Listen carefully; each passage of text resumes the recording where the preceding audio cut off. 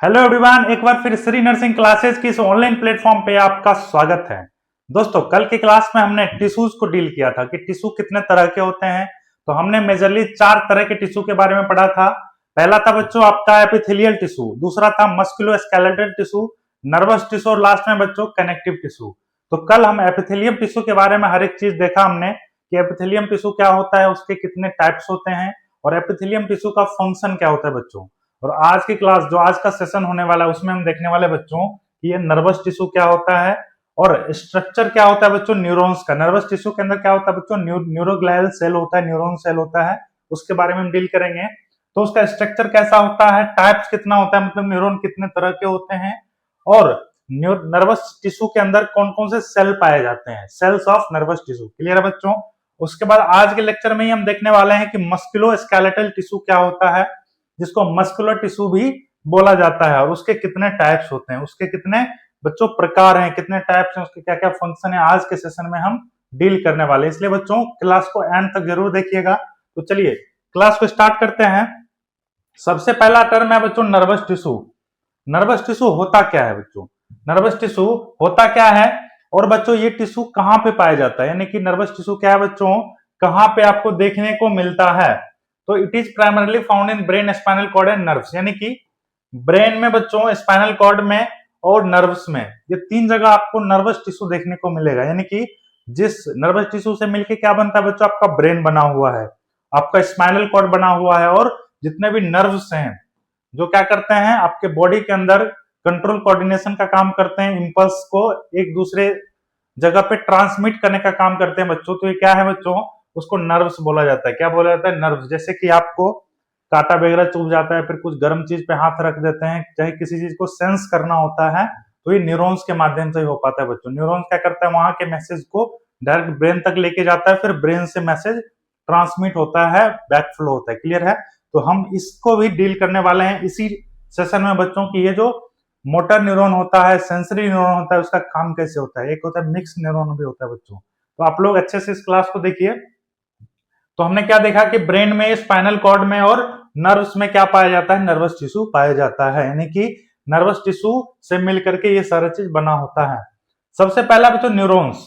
ये न्यूरॉन्स होता क्या है, ये क्या बच्चों एक्साइटेबल सेल्स होता है जो क्या करता है, रिसीव करता है इंफॉर्मेशन को, ट्रांसमिट करता है इंफॉर्मेशन को और इंपल्स को कंडक्ट करवाता है। मतलब कि इनके 3 काम है। क्या क्या है बच्चों, ये एक्साइटेबल सेल्स होते हैं जो कि इंफॉर्मेशन को रिसीव करता है। रिसीव का मतलब बच्चों कि कोई भी इंफॉर्मेशन आ रहा है, जैसे कि आप टच कर रहे हैं किसी चीज को, या फिर आपका हाथ जल रहा है, हाथ पे कोई चीज ठंडा चीज आ गया, गर्म चीज आ गया, उसको सेंस करके उस इंफॉर्मेशन को रिसीव कौन करेगा, तो रिसीव करेगा बच्चों आपका न्यूरॉन्स। कौन करेगा बच्चों, आपका न्यूरॉन्स।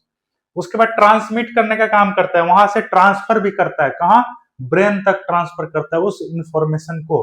और उसके बाद बच्चों इंपल्स को जनरेट करने का काम करता है, इंपल्स कंडक्ट करवाने का भी ये काम करता है। क्लियर बच्चों।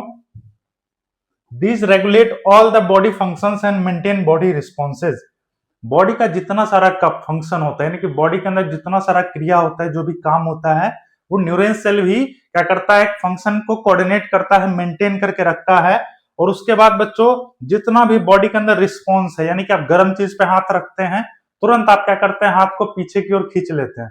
तो ये जो कंट्रोल कोऑर्डिनेशन, ये जो इमीडिएट रिस्पॉन्स आपके अंदर आया, ये किसके वजह से आ रहा है बच्चों, तो बच्चों न्यूरॉन्स के वजह से आ रहा है। वो किसके वजह से आ रहा है, न्यूरॉन्स के वजह से आ रहा है। अगर आपका न्यूरॉन अच्छे से काम नहीं करेगा तो आपके अंदर तुरंत जो सडन रिस्पॉन्स आता है, जो भी एक्टिविटीज होती हैं बॉडी के अंदर रिस्पॉन्स रिलेटेड बच्चों, वो उसमें डिले हो जाएगा और आपके टिश्यूज को क्या हो सकता है बच्चों, इंजरी हो सकता है। नेक्स्ट है न्यूरोग्लायल सेल। न्यूरोग्लायल सेल और न्यूरॉन में ज्यादा अंतर नहीं है बच्चों। न्यूरोग्लायल सेल क्या होता है, सपोर्टिंग सेल होता है। क्या होता है, सपोर्टिंग सेल होता है, यानी कि वो सपोर्ट करता है। वो क्या करता है बच्चों, सपोर्ट करने का काम करता है। इसलिए यहाँ पे क्या लिखा गया है, सपोर्टिंग सेल भी लिखा गया है। सपोर्टिंग सेल का क्या मतलब होता है बच्चों, this cell protect and support neurons. Neurons जो है बच्चों उसको ये सपोर्ट करता है और प्रोटेक्ट करके रखता है। जैसे कि आप बस बस देखे होंगे या फिर ट्रक देखे होंगे या फिर कोई भी गाड़ी है जो पब्लिक ट्रांसपोर्ट है बच्चों, उसमें 2 ड्राइवर होते हैं। एक क्या होता है, एक मेन ड्राइवर जो गाड़ी को चला रहा होता है और एक बच्चों सपोर्ट में बैठा रहता है, वो आगे पीछे ये सारा चीज देखते रहता है, उसके सपोर्ट में रहता है, उसके प्रोटेक्शन में रहता है। क्लियर बच्चों। ठीक उसी प्रकार क्या है बच्चों, यहाँ पे न्यूरोग्लायल सेल्स होते हैं जो कि न्यूरॉन्स को सपोर्ट करता है, प्रोटेक्ट करता है, उसके जो भी काम है उसके अंदर। क्लियर है बच्चों? This cell don't carry impulses but act as macrophages. अब न्यूरॉन्स क्या कर रहा था बच्चों की इंपल्स को कंडक्ट करवा रहा था और ट्रांसमिट कर रहा था, लेकिन इसके अंदर क्या होगा, जो न्यूरोग्लायल सेल है वो इंपल्स तो कंडक्ट नहीं करेगा, लेकिन इसके अंदर एक प्रॉपर्टी पाया जाएगा मैक्रोफेजेस का प्रॉपर्टी। क्या होता है बच्चों? मैक्रोफेजेस का मतलब है कि वो क्या करेगा, बाहर से कोई फॉरेन पार्टिकल आएगा तो उसको डिटेक्ट करने का काम करेगा, यानी कि माइक्रोग्लाया और एस्ट्रोसाइट किचन ऑफ ब्रेन इसलिए इसको बोला जाता है। इसको क्या बोला जाता है? किचन ऑफ ब्रेन भी बोला जाता है। तो हमने क्या देखा बच्चों कि सबसे पहले नर्वस टिश्यू क्या होता है, तो नर्वस टिश्यू कहां कहां पाया जाता है, तो आपके ब्रेन में, स्पाइनल कॉर्ड में, और बच्चों आपके नर्व्स के अंदर क्या पाया जाता है? नर्वस टिश्यू पाया जाता है। सबसे पहला सेल हमने देखा न्यूरॉन। न्यूरॉन क्या है बच्चों? इंपल्स को रिसीव करता है, इंफॉर्मेशन को रिसीव करने का काम करता है, ट्रांसमिट करने का काम करता है, और उसके साथ साथ इंपल्स को कंडक्ट भी करवाता है। क्लियर है?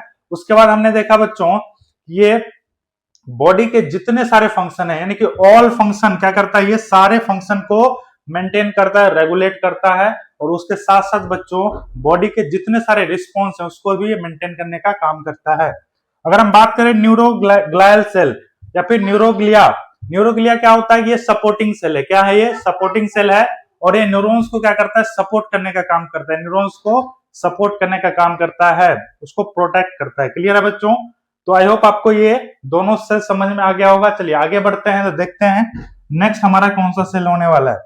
नेक्स्ट जो बच्चों स्ट्रक्चर है, ये जो न्यूरॉन है जो क्या करता है, इंफॉर्मेशन को रिसीव कर रहा है, उसके खिलाफ इंपल्स को जनरेट करवा रहा है, और इसका बहुत सारा काम है बच्चों, जितना सारा बॉडी का रिस्पॉन्स होता है सब कुछ न्यूरॉन से करवाता है। तो उसका स्ट्रक्चर कैसा होता है, यानी कि देखने में कैसा वो होता है। तो चलिए, a neuron is the longest cell of human body. Neuron क्या होता है? सबसे लॉन्गेस्ट सेल होता है ह्यूमन बॉडी का। अगर बात करें बच्चों, अगर आपसे पूछा जाए कि बॉडी के अंदर सबसे लंबा यानी कि लॉन्गेस्ट सेल कौन सा होता है, वो होता है न्यूरॉन। कौन सा होता है बच्चों? वो होता है न्यूरॉन। क्लियर है?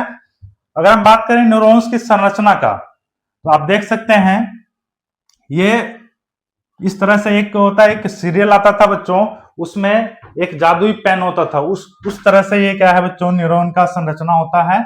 और ये देख पा रहे हैं, ये सारा क्या है? डेंड्राइट है। ये क्या है? डेंड्राइट है।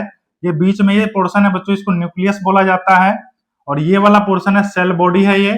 और बच्चों ये जितना भी आप ये चीज देख रहे हैं, ये है एक्सोन। ये क्या है बच्चों? ये आप पर्पल कलर में देख रहे हैं, ये क्या है? ये एक्सोन होता है। और इसके ऊपर जो ये इस तरह से संरचना है, इसको माइलिन सीट बोला जाता है। क्या बोला जाता है? माइलिन सीट, या फिर स्वान सेल भी इसको बोला जाता है। और बच्चों ये जो माइलिन सीट के बीच का जो स्पेस है, खाली जगह है, इसको नोड्स ऑफ रेनवियर बोला जाता है। क्या बोला जाता है? Nodes of Ranvier. और लास्ट में क्या है बच्चों? Axon terminal. क्या बोला जाता है इसको? एक्सोन टर्मिनल है। क्या है? Axon terminal. क्लियर है बच्चों? ये आप 9th 10th में भी पढ़े होंगे, 12th में भी है, इसका पोर्शन है नर्वस सिस्टम के अंदर बच्चों। तो आपको ये चीज आप अच्छे से जानते होंगे कि न्यूरॉन्स का ये संरचना है। आइए देखते हैं इसका बच्चों एक एक पार्ट क्या क्या होता है। सबसे पहले सेल बॉडी को देखते हैं। ये सेल बॉडी क्या होता है?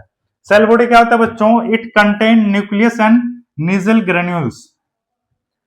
सेल बॉडी जो है, ये वाला जो ग्रीन वाला जो पोर्शन दिख रहा है, इसके अंदर क्या होता है? न्यूक्लियस होता है, और निजल ग्रेन्यूल्स होते हैं। क्या होते हैं? न्यूक्लियस और निजल ग्रेन्यूल्स होता है। This nucleus help in metabolise and protein synthesis. Metabolism में ये हेल्प करता है, और प्रोटीन के सिंथेसिस में क्या करता है बच्चों? आपका जो ये सेल बॉडी हेल्प करता है। सेल बॉडी का काम क्या है? प्रोटीन का सिंथेसिस करवाना और मेटाबॉलिज्म में हेल्प करना। क्या करना? मेटाबॉलिज्म में हेल्प करना। क्लियर है? अगर हम बात करें डेंड्राइट्स का, डेंड्राइट्स का क्या काम होता है, क्या करता है बच्चों? These are small branches processes which conduct impulse and transmit them forward.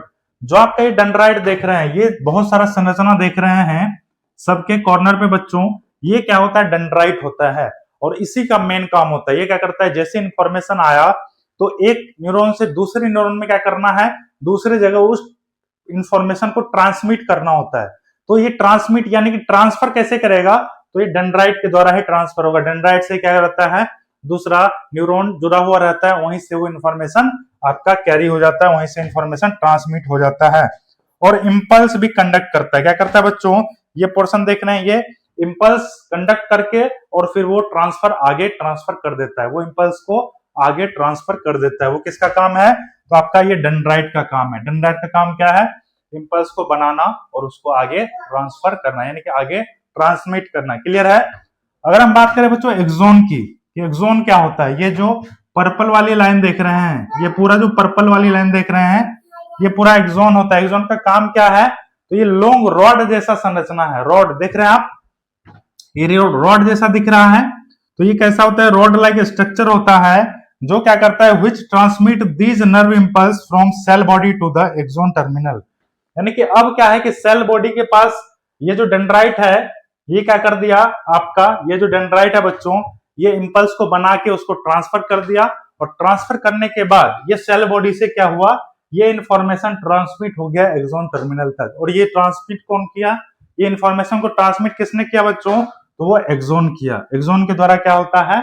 Cell body से इंफॉर्मेशन ट्रांसमिट होकर एक्सोन टर्मिनल तक चला जाता है। क्लियर है? आगे बढ़े बच्चों, समझ में आ रहा है? तो नेक्स्ट देखते हैं कि इसके बाद क्या है। चलिए नेक्स्ट देखते हैं बच्चों, टाइप्स ऑफ न्यूरॉन्स। न्यूरॉन्स के कितने टाइप्स होते हैं, न्यूरॉन्स कितने तरह के होते हैं। अगर हम बात करें बच्चों स्ट्रक्चर के आधार पे, on the basis of structure, यानी कि संरचना जो है उसका बनावट है, उसके आधार पे हम बात करें बच्चों, तो न्यूरॉन हमारा 3 टाइप के होते हैं। न्यूरॉन्स कितने टाइप के होते हैं? 3 टाइप्स के होते हैं। पहला क्या है? यूनिपोलर, बाइपोलर और मल्टीपोलर। यूनिपोलर, बाइपोलर और मल्टीपोलर, यानी कि on the basis of structure, संरचना के आधार पे न्यूरॉन्स को 3 भागों में बांटा गया है, यूनिपोलर, बाइपोलर और मल्टीपोलर। यूनिपोलर का मतलब होता है बच्चों जिसमें कि क्या रहेगा? सिंगल रहेगा, वन सिंगल प्रोसेस रहेगा न्यूरॉन्स के अंदर। क्लियर है? जैसे कि डोर्सल रूट गैंग्लिया, जैसे कि आप देख पा रहे हैं, ये क्या है बच्चों? आपका ये वाला जो पोर्शन है ये यूनिपोलर है। ये क्या है? यूनिपोलर। ये यूनिपोलर न्यूरॉन है। ये दूसरा है बच्चों, ये आपका बाइपोलर न्यूरॉन है। और ये तीसरा जो संरचना देख रहे हैं ये मल्टीपोलर न्यूरॉन है। क्या है? Multipolar neuron. क्या है बच्चों? मल्टीपोलर न्यूरॉन है।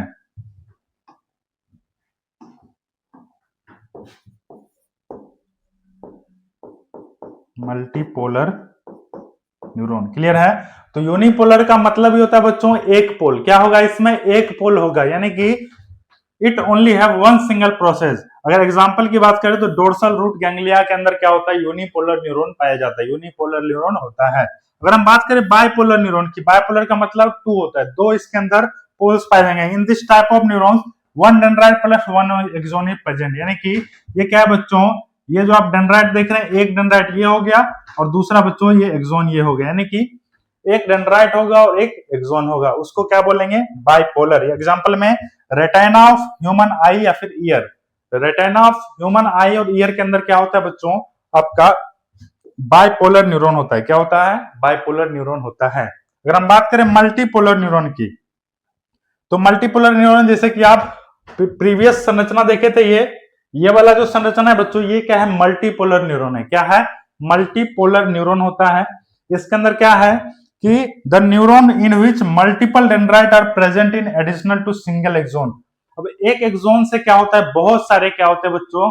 न्यूरॉन्स का जो डेंड्राइट है वो प्रेजेंट होते हैं, वो कनेक्टेड होते हैं, वो अटैच्ड होते हैं। जैसे कि आप देख सकते हैं बच्चों, ये एक बॉडी से बहुत सारे डेंड्राइट्स अटैच हैं और बहुत सारे एक्सोन टर्मिनल्स एक एक्सोन से अटैच हैं। क्लियर है बच्चों? जैसे कि ब्रेन और स्पाइनल कॉर्ड के अंदर जो न्यूरॉन्स पाए जाते हैं, जहां से बच्चों इंफॉर्मेशन को आगे की ओर बढ़ाना रहता है, आगे की ओर ट्रांसफर करना रहता है, अगर वहां पे multiple dendrite, multiple axon terminal नहीं रहेगा तो इंफॉर्मेशन कैरी आउट नहीं होगा, आगे की तरफ फॉरवर्ड नहीं हो पाएगा। इसलिए ब्रेन और स्पाइनल कॉर्ड के अंदर क्या रहता है? आपके मल्टीपोलर न्यूरॉन पाए जाते हैं। क्लियर है बच्चों? हमने क्या देखा? स्ट्रक्चर के बेसिस पे 3 तरह का न्यूरॉन था। जिस न्यूरॉन के अंदर वन सिंगल प्रोसेस होगा उसको हम बोलेंगे यूनिपोलर न्यूरॉन। जिस न्यूरॉन के अंदर बच्चों एक एक्सोन और एक डेंड्राइट होगा उसको बोलेंगे बाइपोलर न्यूरॉन बच्चों। और जिस न्यूरॉन का संरचना के अंदर हमने देखा कि जिस न्यूरॉन के अंदर बच्चों मल्टीपल डेंड्राइट और मल्टीपल एक्सोन टर्मिनल जुड़ा होगा एक्सोन से, वो क्या होगा बच्चों? आपके मल्टीपोलर न्यूरॉन होंगे। क्लियर है बच्चों? चलिए आगे बढ़ते हैं और देखते हैं कि दूसरा टाइप्स कौन सा है बच्चों। ये क्या है? Types of neurons on the basis of function. अब क्या है? वो तो स्ट्रक्चर के आधार पे क्या था बच्चों, 3 तरह का न्यूरॉन था। लेकिन अगर हम बात करें कि काम के आधार पे, फंक्शन के आधार पे न्यूरॉन्स कितने तरह के होते हैं, तो कितने तरह के होते हैं बच्चों, इसमें भी 3 तरह के न्यूरॉन्स होते हैं। क्या होते हैं, फंक्शन यानी कि काम के आधार पे भी हम न्यूरॉन्स को 3 सब कैटेगरी में डिवाइड करते हैं।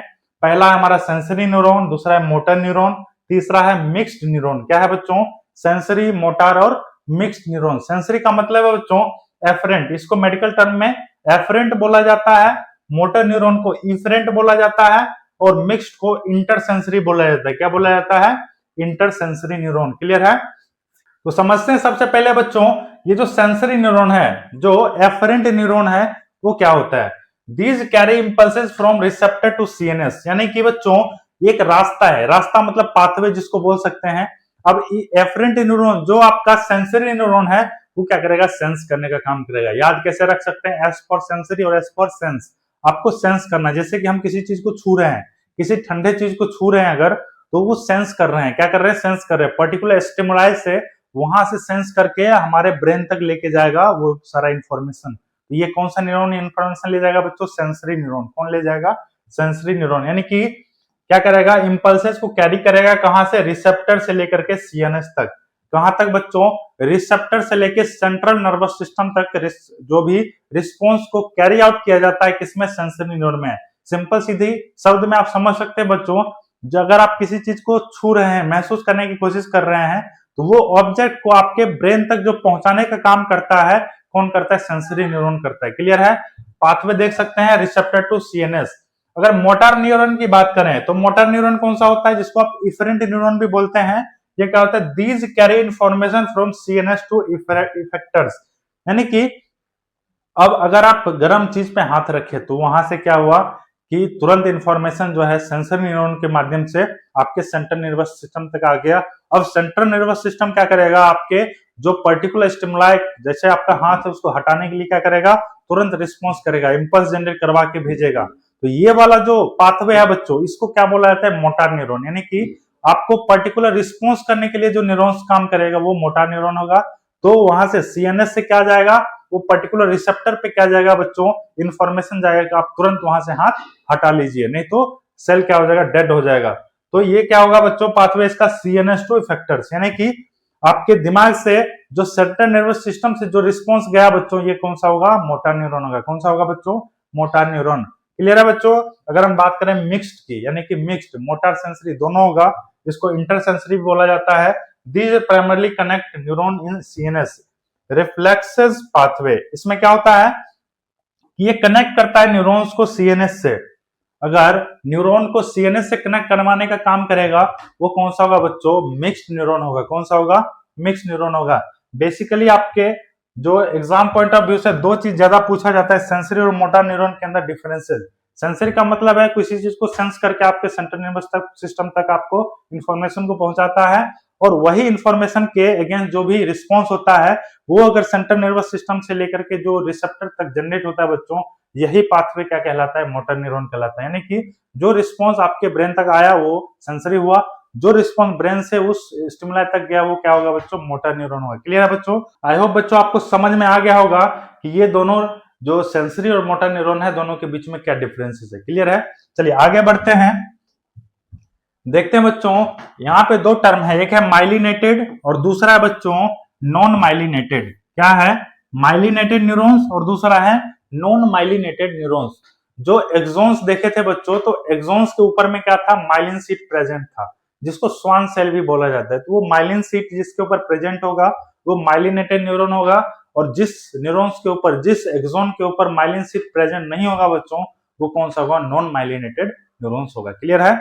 तो सबसे पहले क्या है, in this neurons myelin seat is present. यानी कि माइलिन सीट जिस, यानी कि स्वान सेल या फिर माइलिन सीट जिस न्यूरॉन्स के ऊपर प्रेजेंट होगा वो क्या होगा, माइलिनेटेड न्यूरॉन होगा। और इसके अंदर, जिसके अंदर बच्चों माइलिन सीट एब्सेंट होगा, वो क्या होगा बच्चों, नॉन माइलिनेटेड न्यूरॉन होगा। क्या होगा, नॉन माइलिनेटेड न्यूरॉन होगा। The impulses conduct is fast. जो माइलिनेटेड न्यूरॉन्स होते हैं बच्चों, उसके अंदर इंपल्स जनरेट बहुत फास्टली होता है, बहुत तेजी से क्या होता है, इंपल्स जनरेट होता है। The impulse condition is slow. इसके अंदर क्या होगा, जो नॉन माइलिनेटेड न्यूरॉन है उसके अंदर इंपल्स स्लो जनरेट होगा, धीरे धीरे जनरेट होगा। क्लियर है। अगर हम बात करें कि these neurons consist of nodes of Ranvier, जहां पे माइलिन सीट प्रेजेंट होगा बच्चों। जैसे कि अगर हम बात करें, ये एक्सोन है आपका, ये मान के चलिए एक्सोन है, ये क्या है, ये एक्सोन वाला पोर्शन है। एक्सोन के ऊपर क्या था बच्चों, माइलिन सीट प्रेजेंट था। क्या था, माइलिन सीट प्रेजेंट था। ये क्या है बच्चों, माइलिन सीट है। ये क्या है, माइलिन सीट है। दोनों तरफ से माइलिन सीट रहता है। ये कौन सा न्यूरॉन हो गया बच्चों, ये माइलिनेटेड न्यूरॉन हो गया। कौन सा न्यूरॉन हो गया, माइलिनेटेड न्यूरॉन हो गया। अब हम क्या देख रहे हैं बच्चों कि ये जो दो माइलिन सीट के बीच का जो स्पेस है, ये क्या है, नोड्स ऑफ रेनवियर। इसको क्या बोला जाता है, नोड्स ऑफ रेनवियर। तो इसके अंदर क्या प्रेजेंट होगा, नोड्स ऑफ रेनवियर होगा। ये नोड्स ऑफ रेनवियर से मिलकर बना होगा, और इसके अंदर क्या होगा, नोड्स ऑफ रेनवियर एब्सेंट होगा। क्या होगा बच्चों, नोड्स ऑफ रेनवियर एब्सेंट होगा। क्लियर है। अगर हम बात करें बच्चों कि न्यूरो नर्वस सिस्टम के अंदर कौन कौन से सेल पाए जाते हैं, यानी कि सेल्स ऑफ नर्वस सिस्टम कौन कौन से होते हैं, किस किस सेल से मिलकर बना होता है। तो सबसे पहला सेल है एस्ट्रोसाइट। पहला सेल क्या है, एस्ट्रोसाइट। एस्ट्रोसाइट क्या होता है, these are star shaped cell which act blood brain barrier. मतलब कि ये क्या है, स्टार जैसा दिखने वाला है। ये सेल जो है आपका इस तरह से स्टार जैसा दिखने वाला सेल है, मतलब इसका स्ट्रक्चर स्टार जैसा होता है, जो क्या करता है, ब्लड ब्रेन बैरियर का काम करता है, बीबीबी। यानी कि ब्लड ब्रेन बैरियर का मतलब होता है कि ब्लड को आगे जाने से रोकता है। क्या कहते हैं कि बैरियर एक रुकावट, अवरोध पैदा करता है। And also known as kitchen of brain. इसको आप एस्ट्रोसाइट सेल को किचन ऑफ ब्रेन भी बोल सकते हैं। तो इसका क्या काम है बच्चों, ये स्टार जैसा दिखता है, और इसका मेन काम है कि ब्लड ब्रेन बैरियर को फॉर्मेशन करना। क्लियर है। ये कैसे काम करना बच्चों, ब्लड ब्रेन बैरियर बीबीबी की तरह काम करना। नेक्स्ट सेल है हमारा ओलिगोडेंड्रोसाइट है। क्या है, ओलिगोडेंड्रोसाइट। ये क्या होता है, this cell form myelin sheath of neuron is central nervous system. ये जो माइलिन सीट हमने बताया बच्चों, ये जो एक्सोन के ऊपर माइलिन सीट प्रेजेंट होता है, इसको कौन बनाता है, इसको बनाता है ओलिगोडेंड्रोसाइट्स। यानी कि ओलिगोडेंड्रोसाइट्स एक सेल होता है जो माइलिन सीट का फॉर्मेशन करता है। किसका फॉर्मेशन करता है बच्चों, माइलिन सीट का फॉर्मेशन करता है। कहां, सेंट्रल नर्वस सिस्टम के अंदर। कहां करता है, सेंट्रल नर्वस सिस्टम के अंदर। क्लियर है। चलिए आगे बढ़ते हैं। नेक्स्ट जो हमारा सेल है वो माइक्रोग्लायल सेल है। कौन सा है, माइक्रोग्लायल सेल। ये क्या होता है बच्चों, this cell act as phagocytic which means this cell destroy foreign bodies entering into brain. अब क्या है बच्चों, माइक्रोग्लायल सेल मैक्रोफेजेज की तरह काम करता है। मैक्रोफेजेज का मतलब होता है बच्चों कि उसके अगेंस्ट एंटीबॉडी बना के उसको मार देता है, उसको किल करने का काम करता है। अगर ब्रेन के अंदर बाहर से कोई पार्टिकल आता है, बाहर से कोई फॉरेन पार्टिकल आ जाता है, तो ये जो आपका माइक्रोग्लायल सेल है एज अ फेगोसाइटिक काम करता है, उस पर्टिकुलर फॉरेन पार्टिकल को किल कर देता है, मार देता है। क्लियर है। नेक्स्ट है स्वान सेल। स्वान सेल का क्या काम है, these cell from myelin sheath of peripheral nervous system. Myelin sheath के ऊपर क्या होता है, स्वान सेल होता है। और स्वान सेल क्या होता है बच्चों कि आपका पेरिफेरल नर्वस सिस्टम के ऊपर पाया जाता है। यानी कि ये स्वान सेल क्या बनाएगा, आपका माइलिन सीट बनाएगा। जो न्यूरॉन्स के ऊपर में क्या था, एक्सोन था, एक्सोन के ऊपर क्या था, माइलिन सीट था। और माइलिन सीट को हमने क्या बोला था, स्वान सेल। इसलिए बोला था बच्चों क्योंकि स्वान सेल किसका फॉर्मेशन करेगा, तो माइलिन सीट का। तो इसलिए बच्चों ये क्या होता है बच्चों, माइलिन सीट और पेरिफेरल नर्वस सिस्टम को कौन बनाएगा, माइलिन सीट, तो स्वान सेल बनाएगा। यानी कि स्वान सेल से मिलकर के माइलिन सीट का निर्माण होगा। नेक्स्ट है एपेंडाइमल सेल। क्या है बच्चों, एपेंडाइमल सेल। ये क्या होता है, this cell cover ventricles of brain and spinal cord and form cerebro spinal fluid and regulate its movement. यानी कि जो एपेंडाइमल सेल है, जो एपेंडाइमल सेल है बच्चों, ये क्या बनाएगा, तो वेंट्रिकल्स बनाएगा। क्या करेगा बच्चों, वेंट्रिकल्स बनाएगा। किसका, ब्रेन का। ब्रेन के अंदर भी वेंट्रिकल्स होते हैं। जब हम बच्चों नर्वस सिस्टम पढ़ेंगे, जब नर्वस सिस्टम का एनाटॉमी पढ़ेंगे, तो वो नर्वस सिस्टम के अंदर हम ब्रेन पढ़ेंगे और स्पाइनल कॉर्ड पढ़ेंगे। तो ब्रेन के अंदर क्या पढ़ेंगे, ब्रेन का एनाटॉमी पढ़ेंगे कि ब्रेन का स्ट्रक्चर कैसा होता है, तो आपको उसमें वेंट्रिकल्स दिखेंगे। ठीक है। तो वेंट्रिकल्स क्या होते हैं, तो वेंट्रिकल्स अभी आपको इतना ध्यान रखना है कि वेंट्रिकल्स ब्रेन के अंदर पाए जाते हैं, और ब्रेन का जो वेंट्रिकल है वो एपेंडाइमल सेल से कवर रहता है। किससे कवर रहता है, एपेंडाइमल सेल क्या बनाता है, वेंट्रिकल्स बनाता है ब्रेन का। और स्पाइनल कॉर्ड का भी वेंट्रिकल्स वही बनाता है। और बच्चों सीएसएफ एक फ्लूइड है, सीएसएफ यानी कि cerebro spinal fluid. CSF fluid है, सेरेब्रो स्पाइनल फ्लूइड, जो कहां रहता है बच्चों, आपके जो है, जो भी वर्टिब्रल कॉलम है, जो भी रीढ़ का हड्डी जिसको बोल लीजिए, या फिर आप बोन मैरो बोलिए बच्चों, उसके अंदर क्या रहता है, सेरिब्रो स्पाइनल फ्लूइड रहता है जो स्पाइनल कॉर्ड के अंदर पाया जाता है बच्चों। तो वहां पे क्या होता है बच्चों, आपका सीएसएफ का फॉर्मेशन कौन करेगा, एपेंडेमल सेल करेगा, और उसके मूवमेंट में को भी क्या करता है, एपेंडेमल सेल ही रेगुलेट करता है। इसका बहुत सारा काम है बच्चों। पहला काम ब्रेन का वेंट्रिकल्स बनाना, स्पाइनल कॉर्ड को बनाना बच्चों, और तीसरा काम है इसका सीएसएफ का फॉर्मेशन करना, यानी कि सेरिब्रो स्पाइनल फ्लूइड को बनाना। अगर ब्रेन में कोई तरह का दिक्कत हो जाता है, न्यूरॉन्स में कोई तरह का दिक्कत हो जाता है बच्चों, तो डॉक्टर्स क्या करते हैं, सेरिब्रो स्पाइनल फ्लूइड निकाल करके उसका जांच करते हैं, उसका टेस्ट करवाते हैं लैब में जाके। तो सेरेब्रो स्पाइनल फ्लूइड कहां बनता है, तो बच्चों एपेंडेमल सेल ही बनाता है। नेक्स्ट है स्टेटिलाइट सेल। क्या है, स्टेटिलाइट सेल। स्टेटिलाइट सेल क्या होता है, these cell provide support and protection to neural cell. जो न्यूरल सेल, एक तो न्यूरोग्लायल सेल होता है और एक होता है बच्चों स्टेलाइट सेल। स्टेलाइट सेल क्या होता है, ये जो आपका न्यूरल सेल है इसको सपोर्ट प्रदान करेगा और इसको सुरक्षा देगा, प्रोटेक्शन देगा। क्या देगा बच्चों, प्रोटेक्शन देगा। तो हमने क्या देखा बच्चों, ये सारे क्या थे, नर्वस सिस्टम के जो न्यूरॉन के अंदर सेल्स थे, ये क्या थे, सेल्स थे जो कि नर्वस सिस्टम को बनाता है, जो कि नर्वस सिस्टम को बनाता है। आई होप आपको नर्वस सिस्टम के अंदर जितने सारे नर्वस टिश्यू थे बच्चों वो समझ में आ गया होगा। अभी ये क्या था बच्चों, शॉर्ट में ये क्या था बच्चों, एक तरह से टिश्यू के बारे में हम देख रहे थे। आगे जब हम एनाटॉमी स्टार्ट करेंगे, जब आपका सिस्टम स्टार्ट हो जाएगा, तो इसका डिटेल्ड कंटेंट आपको मिलेगा। Detail content in the sense बच्चों कि आपको हर एक चीज नर्वस सिस्टम के बारे में पढ़ाया जाएगा कि नर्वस सिस्टम कितने तरह के होते हैं, जैसे कि central nervous system, peripheral nervous system, फिर सेंट्रल नर्वस सिस्टम कितने तरह के होते हैं, पेरिफेरल नर्वस सिस्टम कैसे होते हैं, स्पाइनल कॉर्ड क्या होता है, उसका संरचना कैसा होता है बच्चों, कितने पैर में होते हैं वो, उसका नाम क्या होता है, हर एक चीज आपको उस सिस्टम में देखने को मिलेगा। अभी आपके टिश्यू के लिए इतना मोर देन इनफ है बच्चों। नेक्स्ट जो हमारा टिश्यू है मस्कुलोस्केलेटल टिश्यू। ये क्या है, मस्कुलोस्केलेटल टिश्यू, इसको मस्कुलर टिश्यू के नाम से भी जानते हैं। इसको किसके नाम से जानते हैं, मस्कुलर टिश्यू।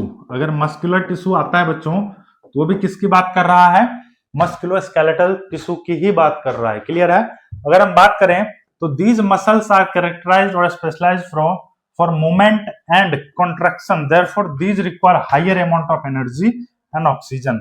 अब क्या है बच्चों, मसल्स, जहां पे भी मसल्स की बात होती है, जहां पे भी मस्कुलर टिश्यू की बात होती है, तो वो किस में काम आएगा, तो मूवमेंट में। वो किस में काम आएगा बच्चों, आपके मूवमेंट में, आपका मूवमेंट करवाएगा। मूवमेंट इन द सेंस बच्चों कि जो आप चल फिर सकते हैं, जो फिर चल फिर पा रहे हैं, वो किसके वजह से, तो मस्कुलर टिश्यू की वजह से। अगर चल रहे हैं बच्चों, उसमें एनर्जी लगता है, एक्स्ट्रा एनर्जी लगता है, बहुत ज्यादा एनर्जी लगता है, इसलिए इसमें क्या लिखा गया है बच्चों, require higher amount of energy. क्या लगता है इसमें, हायर अमाउंट ऑफ एनर्जी लगता है और ऑक्सीजन लगता है। एंड ऑक्सीजन, ऑक्सीजन का सप्लाई अगर कम हो गया तो यहाँ पे आपको टिश्यूज मरते हुए दिखेंगे, यानी कि सेल डेथ हो जाते हैं, यहाँ पे टिश्यूज मरना स्टार्ट हो जाते हैं, जिसको मेडिकल टर्म में नेक्रोसिस भी बोला जाता है। क्लियर है।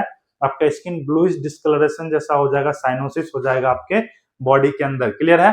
तो ऑक्सीजन का भी पर्याप्त मात्रा में रहना जरूरी है, उसके साथ साथ एनर्जी का भी होना जरूरी है बच्चों। क्लियर है। तो मस्कुलर टिश्यू क्या था कि मस्कुलर टिश्यू बच्चों मूवमेंट के लिए स्पेशलाइज्ड होते हैं, यानी उसको मूवमेंट में ज्यादा काम आता है। और मूवमेंट कैसे होगा, तो उसके लिए एनर्जी का जरूरत पड़ेगा और ऑक्सीजन का जरूरत पड़ेगा। क्लियर है। अगर हम बात करें कि कितने टाइप्स के होते हैं, ये जो मस्कुलर टिश्यू है बच्चों, ये कितने तरह के होते हैं, तो ये बच्चों बेसिकली 3 तरह के मस्कुलर टिश्यू होते हैं। एक होते हैं कार्डियक मसल, दूसरा होता है स्केलेटल मसल, और तीसरा स्मूथ मसल। क्या होता है बच्चों, एक होता है कार्डियक मसल, दूसरा होता है बच्चों आपका स्केलेटल मसल, और तीसरा स्मूथ मसल। कार्डियक मसल का मतलब होता है बच्चों जो आपका हार्ट का जो मसल है वो कार्डियक मसल से बना होता है। जो आपका स्केलेटल मसल है, जो आपके लिम्स हैं, जो आपके अपर लिम्ब है, लोअर लिम्ब है, जो भी आपके ट्रंक वाला पोर्शन है, ये सारा स्केलेटल मसल से मिलकर बना होता है। यानी कि स्केलेटल सिस्टम जहां जहां पे भी होगा बच्चों, वो स्केलेटल मसल उसके ऊपर क्या रहेगा, कवरिंग रहेगा। स्मूथ मसल बच्चों, स्मूथ मसल से जितने भी हॉलो ऑर्गन्स बनते हैं, जिसमें भी बच्चों बीच में कैविटीज होते हैं, एनाटॉमिकल टर्मिनोलॉजी में हमने कैविटीज को अच्छे से डील किया था। बीच में खाली जगह जहां भी पाए जाएंगे, जहां पे भी हॉलो जगह पाए जाएंगे बच्चों, जैसे कि ब्लड वेसल्स हैं, वो क्या है, हॉलो ऑर्गन है, तो उसके अंदर स्मूथ मसल होगा। क्या होगा, स्मूथ मसल से बनेगा। तो हम तीनों के बारे में अच्छे से डील करेंगे एक एक करके कि कार्डियक मसल क्या होता है, आपका मस्कुलर स्केलेटल मसल क्या होता है, और लास्ट में बच्चों आपके स्मूथ मसल कौन कौन से होते हैं। चलिए आगे बढ़ते हैं बच्चों। सबसे पहले डील करते हैं कि कार्डियक मसल क्या होता है। तो कार्डियक मसल क्या होता है, सबसे पहले इनवॉलेंट्री होता है। अब इनवॉलेंट्री का मतलब होता है बच्चों कि आपके कंट्रोल में वो चीज नहीं है, यानी कि जैसे हम हाथ हिला पा रहे हैं, तो हाथ हिला पा रहे हैं क्यों, क्योंकि इसके अंदर हमको कंट्रोल है, मेरा इसके अंदर कंट्रोल है, यानी कि ये क्या है बच्चों, वॉलेंट्री कंट्रोल है।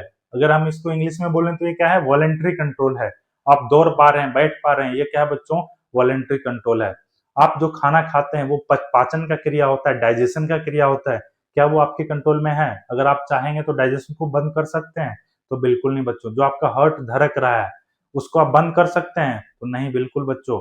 तो वो क्या है बच्चों, इनवॉलेंट्री कंट्रोल है। मतलब जिसके ऊपर आपका कंट्रोल नहीं है वो इनवॉलेंट्री कंट्रोल होता है, और जिस चीज के ऊपर आपका कंट्रोल होता है, आपका जो है पूरा वर्चस्व रहता है, आप उसको कंट्रोल कर सकते हैं, वो क्या होता है बच्चों, वॉलेंट्री कंट्रोल होता है। तो ये जो इनवॉलेंट्री का मतलब समझ में आ गया बच्चों, जिसके ऊपर आपका कंट्रोल नहीं है। तो जितने भी कार्डियक मसल से बनने वाले जो भी ऑर्गन होंगे उसके अंदर आपको इनवॉलेंट्री कंट्रोल देखने को मिलेगा, यानी कि आपका कंट्रोल नहीं रहेगा। क्लियर है बच्चों? अगर मान के चलिए बच्चों आपको हार्ट पंप करने के लिए आपके कंट्रोल दे दिया जाए, यानी कि आपका जो स्मूथ कार्डियक मसल का जो कंट्रोल है इनवॉलेंट्री कर दिया जाए, तो आप भूल जाएंगे हार्ट को धड़काना, आप डाइजेशन करवाना ही भूल जाएंगे। इसलिए बच्चों क्या है, इसके अंदर इनवॉलेंट्री कंट्रोल होता है। And these are present in walls of heart. जो हार्ट का वाल है, जो वाल मतलब दीवार, जो हार्ट का दीवार है बच्चों, उसके ऊपर कौन सा मसल देखने को मिलेगा, तो कार्डियक मसल देखने को मिलेगा। These muscles are stated and cells mark presence of one nucleus per cell। ये क्या होता है, स्टेटेड मसल, इसके अंदर स्टेटेड मसल दिखेंगे, क्या दिखेंगे, स्टेटेड मसल दिखेंगे, और प्रत्येक सेल्स के अंदर न्यूक्लियस देखने को मिलेगा। क्या मिलेगा बच्चों, प्रत्येक जो सेल है उसके अंदर आपका न्यूक्लियस देखने को मिलेगा। These muscles are interconnected by intercalated disc. ये जो इंटर कैलेटेड डिस्क है, इससे जितने भी मसल्स होंगे वो कनेक्ट देखने को मिलेंगे, आपको इंटरकनेक्टेड देखने को मिलेंगे, विच अलाउज देयर मूवमेंट। जो क्या करते हैं, जैसे ही आपका मसल जो भी, पहले तो आपका बहुत सारे सेल्स के अंदर बहुत सारे न्यूक्लियस देखने को मिलेगा, और वो एक दूसरे के साथ इंटरकनेक्टेड मिलेंगे, ताकि वो क्या करते हैं, एक दूसरे के साथ मसल मूवमेंट में हेल्प किया जा सके, यानी कि वो मूवमेंट कर सके, गति कर सके, इसलिए इंटरकनेक्टेड रहते हैं। These muscles are autonomic and are not supplied by nerve. Here their function is mostly regulated by hormones। अब क्या बच्चों कि ये सारे मसल जो कार्डियक मसल्स होते हैं उसके अंदर डायरेक्ट न्यूरॉन्स का कंट्रोल नहीं रहता है। न्यूरॉन्स यानी कि वो ब्रेन्स के द्वारा डायरेक्ट कंट्रोल नहीं किए जाते हैं, उनके अंदर न्यूरॉन एब्सेंट पाया जाता है, और मैक्सिमम अमाउंट में उनका कंट्रोल और कोऑर्डिनेशन कौन करता है, तो हार्मोन्स के द्वारा किया जाता है। मतलब जो आपके बॉडी के अंदर हार्मोन्स होते हैं, हार्मोन्स का काम क्या होता है, कंट्रोल कोऑर्डिनेशन करना कार्डियक मसल का। किसका करना बच्चों, कार्डियक मसल के अंदर। क्लियर है? तो आई होप आपको समझ में आ गया होगा कि कार्डियक मसल क्या होता है। कार्डियक मसल हार्ट के वाल के ऊपर पाया जाता है, और इसके अंदर इनवॉलेंट्री कंट्रोल होता है, और बेसिक तमाम चीज आपने अच्छे से देखा बच्चों। क्लियर है? साथ साथ आप लोग नोट डाउन करते जाइएगा, अपने लैंग्वेज में पेंसिल से जरूर लिखिएगा बच्चों, ताकि जब भी रिवीजन करने बैठे तो आपको बिल्कुल परेशानी ना हो। आगे बढ़ते हैं। नेक्स्ट है स्केलेटल मसल। क्या है स्केलेटल मसल? ये क्या होता है बच्चों, ये वॉलेंट्री कंट्रोल होता है, यानी कि एक्शन में कैसा है, वॉलेंट्री। अभी जस्ट हमने बताया वॉलेंट्री का मतलब क्या बच्चों, इस मसल के ऊपर आपका कंट्रोल रहेगा। क्या रहेगा, इस मसल के ऊपर आपका कंट्रोल रहेगा, यानी कि जितने भी स्केलेटल मसल से जो भी ऑर्गन बनेंगे उसके ऊपर आपका पूरा कंट्रोल रहेगा। ये क्या है, वॉलेंट्री एक्शन होते हैं इसके अंदर। These muscles also have stated appearance। इस मसल के अंदर भी stated appearance देखने को मिलेगा। and these are connected with bones। और ये मसल, कार्डियक मसल में क्या था बच्चों को, वो जो मसल था एक दूसरे के साथ में इंटरकनेक्टेड थे। क्या थे, एक दूसरे के साथ में इंटरकनेक्टेड थे। क्यों कनेक्टेड थे, क्योंकि उसके अंदर मूवमेंट हो सके, ये गति हो सके। क्लियर है? और ये जो मसल है बच्चों, जो आपका मस्कुलो स्केलेटल मसल है, ये मसल किसके साथ कनेक्ट रहते हैं, तो बोन के साथ कनेक्ट रहते हैं, कि आपके हड्डी के साथ ये मसल कनेक्ट रहेंगे, ताकि इस मसल के अंदर मूवमेंट हो सके, गति हो सके। These muscle fiber are multi nucleated, long and cylindrical in shape. अब इसके अंदर क्या होगा, मल्टी न्यूक्लिएटेड होगा इसके अंदर मसल्स, यानी कि बहुत सारे न्यूक्लियस मसल के अंदर रहेगा। लेकिन कार्डियक मसल के अंदर क्या देखा था आपने बच्चों, कि उसके अंदर सिर्फ और सिर्फ वन सेल के अंदर वन न्यूक्लियस था। क्या था, वन सेल के अंदर वन न्यूक्लियस था। लेकिन इसमें क्या है, मल्टी न्यूक्लिएटेड है, और बच्चों लॉन्ग है, सिलेंड्रिकल शेप में है। सिलेंड्रिकल शेप मतलब ये जो आप क्या देख रहे हैं सिलेंड्रिकल शेप, ये क्या है सिलेंड्रिकल शेप, आपके घर में सिलेंडर होगा उस शेप का रहता है ये, क्लियर है। These muscles are important for movement and maintaining posture. जो हम यहाँ चल पा रहे हैं, जैसे मूवमेंट कर पा रहे हैं, आप दौड़ पा रहे हैं, स्विम कर पा रहे हैं बच्चों, आप भाग पा रहे हैं, तो ये सारा चीज किसके वजह से हो रहा है, ये सारा चीज हो रहा है आपके स्केलेटल मसल के वजह से ही। तो ये जो आपका पोस्चर मेंटेन करने में हेल्प करता है, जैसे मैं खड़ा हूँ स्टैंडिंग पोजिशन में बच्चों, ये किसके वजह से खड़ा हूं मैं, तो स्केलेटल मसल के वजह से। अगर स्केलेटल मसल आपके बॉडी से हटा दिया जाए बच्चों तो आप खड़े नहीं रह पाइएगा। ये पोस्चर मेंटेन करने में स्केलेटल मसल ही हेल्प करता है। इसलिए दौड़ने में, भागने में, जितने भी मूवमेंट कर रहे हैं आप एक्सटर्नली, वो सारा मूवमेंट किसके वजह से होता है, तो स्केलेटल मसल के वजह से ही होता है।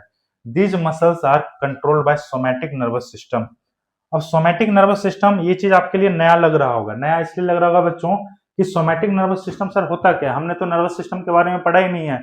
कोई दिक्कत नहीं है बच्चों, आपको घबराना नहीं है, आपको बिल्कुल उदास नहीं होना है। यहाँ पे आपको हर एक चीज एकदम कंसेप्चुअल क्लियरिटी के द्वारा पढ़ाया जाएगा। आपको, अगर आपने नहीं पढ़ा है नर्वस सिस्टम, कोई बात नहीं है, 12th में क्या पढ़ा है कोई बात नहीं है, लेकिन अभी जो फर्स्ट सेमेस्टर में आपने एडमिशन लिया है, यहाँ पे आपको अच्छे से पढ़ना है, यहाँ पे आपको मन लगा के पढ़ना है, क्लियर है। तो नर्वस सिस्टम जब हम स्टार्ट करेंगे तो यहाँ पे आपको बताएंगे कि नर्वस सिस्टम कितने तरह के होते हैं, वहां पे आपको ये चीज डील करवा दिया जाएगा। अभी आपको सोमैटिक नर्वस सिस्टम का मतलब बच्चों कि जिसके अंदर आपका कंट्रोल रहेगा वो सोमैटिक नर्वस सिस्टम है, क्लियर है। तो ये मसल, सारे मसल किसके द्वारा कंट्रोल किए जाएंगे, सोमैटिक नर्वस सिस्टम के द्वारा कंट्रोल किए जाएंगे, यानी कि न्यूरॉन्स के द्वारा कंट्रोल किए जाएंगे। और इसके अंदर किसी भी तरह का हार्मोन्स का कोई फंक्शन नहीं रहेगा। जिस तरह से आपने देखा था कि कार्डियक मसल के अंदर क्या था, हार्मोन्स का फंक्शन था, वो हार्मोन के द्वारा कंट्रोल कोऑर्डिनेशन किए जा रहे थे, लेकिन इसके अंदर क्या होगा बच्चों, आपका जो नर्वस सिस्टम है उसी से ये कंट्रोल होगा, उसी से क्या होगा बच्चों, कंट्रोल कोऑर्डिनेशन होगा। आगे बढ़ते हैं, आगे है नेक्स्ट बच्चों स्मूथ मसल। क्या है, स्मूथ मसल। तो स्मूथ मसल क्या होते हैं, इनवॉलेंट्री होते हैं। क्या होते हैं, इनवॉलेंट्री होते हैं, just like cardiac muscle. Involuntary मतलब आपके ऊपर इसका कंट्रोल नहीं है। एंड नॉन स्टेटेड, ये क्या है बच्चों, वो दोनों मसल क्या थे, स्टेटेड थे। ये कौन से हैं बच्चों, नॉन स्टेटेड हैं। And these are present in hollow organ.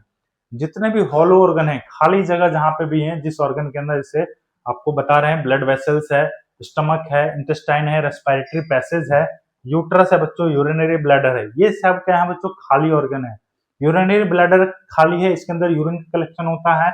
आपके यूट्रस जो खाली है, इसके अंदर बच्चों यूट्राइन कैविटी है, उसके अंदर जो भी इम्प्लांटेशन प्रोसेस होता है, ग्रोथ एंड डेवलपमेंट होता है फीटस का। रेस्पिरेटरी पैसेज क्या है बच्चों, एयर के लिए वो खाली जगह, एयर का सर्कुलेशन वहां होता है।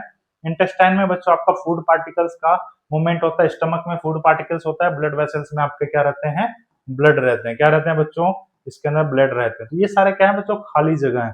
तो खाली जगह जहां पे भी दिखेगा, हॉलो ऑर्गन जहां पे भी नाम आएगा, वो किससे बना होगा बच्चों, तो स्मूथ मसल से बना होगा, क्लियर है बच्चों। नेक्स्ट है, this muscle primarily play role in movement of food. ये जो मसल है स्मूथ मसल, ये मूवमेंट करवाता है किसका, फूड का। जहां जहां जो चीज होगा उसका मूवमेंट कराएगा। ब्लड वेसल्स के अंदर ब्लड का करवाएगा, स्टमक और इंटेस्टाइन के अंदर फूड का मूवमेंट करवाएगा, रेस्पिरेटरी पैसेज के अंदर एयर का मूवमेंट करवाएगा। उसी प्रकार बच्चों यूट्रस और यूरिनरी ब्लैडर, यूट्रस में क्या करेगा बच्चों, फीटस का मूवमेंट करवाएगा, और उसके साथ साथ यूरिनरी ब्लैडर में जो यूरिन है उसका मूवमेंट करवाने का रिस्पॉन्सिबिलिटी किसका रहेगा, आपके स्मूथ मसल का रहेगा।